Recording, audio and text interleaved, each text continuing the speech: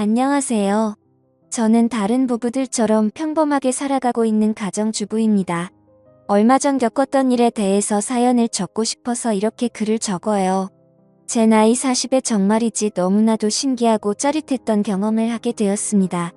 남편과 지금까지 살면서 한 번도 부족한 것 없이 사랑을 주고받고 행복하게 살고 있다고 생각했었는데 그날의 추억은 정말로 너무나도 강렬해서 아직까지 잊혀지지가 않네요. 그렇다고 저희 부부가 사이가 안 좋았던 것도 아닙니다. 저희 부부는 예전부터 금술이 좋기로 유명해서 주변 사람들도 부러워할 정도였어요. 그리고 남편은 신혼 때부터 지금까지 10년이 넘는 시간 동안 한결같이 저를 사랑하고 아껴주었습니다.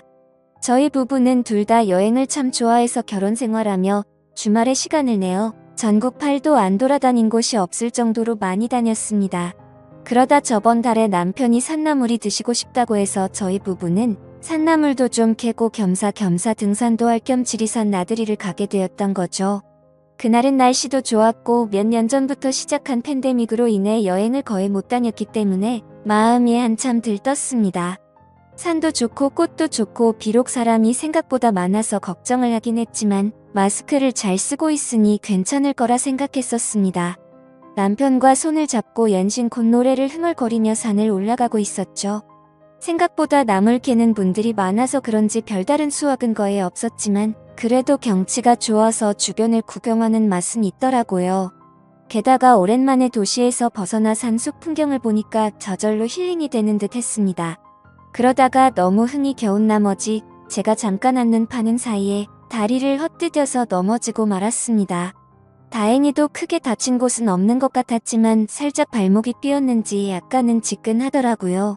그래도 이 정도면 올라가는데 문제는 없겠다 생각하고 걱정하는 남편에게 괜찮다고 걱정하지 말라고 말을 했고 천천히 올라가면 될 것 같아요. 라고 이야기하고 다시 산을 올라가기 시작했는데 얼마 지나지 않아서 다리가 점점 퉁퉁 붓는 느낌이 들고 걸음을 내딛기가 쉽지 않았습니다.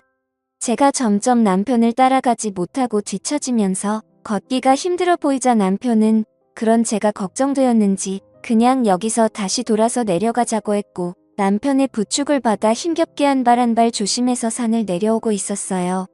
원래 산이라는 게 올라가는 것보다 내려가는 게 더 힘든 것처럼 남편의 부축을 받고 있어도 발목이 점점 아파오고 나중엔 천천히 걷는 것조차 힘이 들더라고요.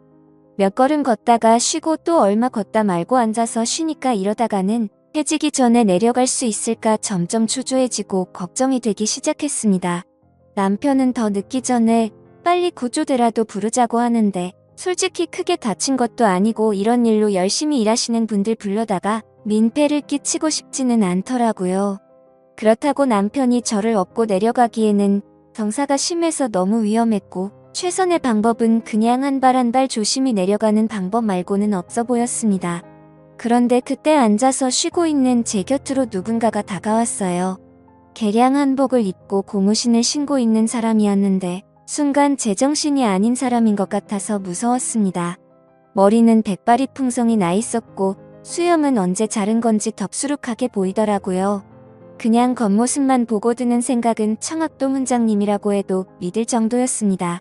아무튼 그분은 천천히 저희 쪽으로 다가오면서 무슨 일이냐고 다쳤냐고 물어보는데 그냥 신경 쓰지 말고 가던 길 갔으면 하는 마음이 들더라고요. 그래도 그런 걸 내색하면 예의가 아니다라는 생각에 다리를 살짝 삐끗했다고 대답을 했습니다. 그러자 이내 그 사람은 자기가 좀 봐주겠다면서 제 다리를 만져봤습니다. 그러자 낯선 사람이 제 다리를 건드리니까 남편이 발끈하며 그 산도깨비 같은 사람에게 당신 뭐하는 사람이야? 하고 소리를 쳤죠. 돌아오는 대답은 자기는 이 산에 사는 산신령이라는 둥 뭐라 하는데 가짜는 헛소리라고 생각했습니다. 하지만 다른 대안이 없었기도 했고 믿져야 본전이라는 생각에 남편에게 괜찮다고 대답을 했죠. 그리고는 그 산신령이라는 사람이 거친 손으로 제 삐끗한 다리를 여기저기 만지기 시작하다가 허리춤에서 뭔가를 꺼냈는데 작은 바늘이 잔뜩 들어있는 침이었었죠. 능숙하게 라이터로 소독을 하더니 제 다리에 여기저기 침을 놓기 시작했습니다. 그러더니 잠시만 움직이지 말고 이대로 가만히 있으라고 하고는 등산로에서 벗어나 숲속으로 사라져 버리더라고요. 남편과 저는 뭔가에 홀린 사람처럼 정신이 멍해져서 서로를 쳐다보고 있었고, 그로부터 약 10분의 시간이 지났을 때 숲속에서 산신령이 풀을 한 줌 뜯어오더니 그걸 돌에 익혀서 떡처럼 만들었습니다. 이게 약초라며 도시 사람들은 약을 바로 지천에 두고도 모른다며 혀를 차더라고요. 그리고 나서 제 목에 둘러져 있던 손수건을 뺏어서 약초를 제 발목에 붙이고 손수건을 묶어 고정해 주었습니다. 그리고는 남편에게 제 허벅지 쪽을 가리키면서 이곳을 주물러줘야 혈액순환이 되면서 약효가 빨리 돌아라고 말하더라고요. 그러면서 자신이 이 여자 몸에 손을 댈 수는 없으니 남편인 당신이 하라고 해서 남편은 얼떨떨한 표정으로 제 다리를 주무르기 시작했는데 산신령 아저씨가 옆에서 그게 아니라는 듯 못마땅한 표정을 짓더라고요. 결국 아이고 참. 나와봐. 내가 할게.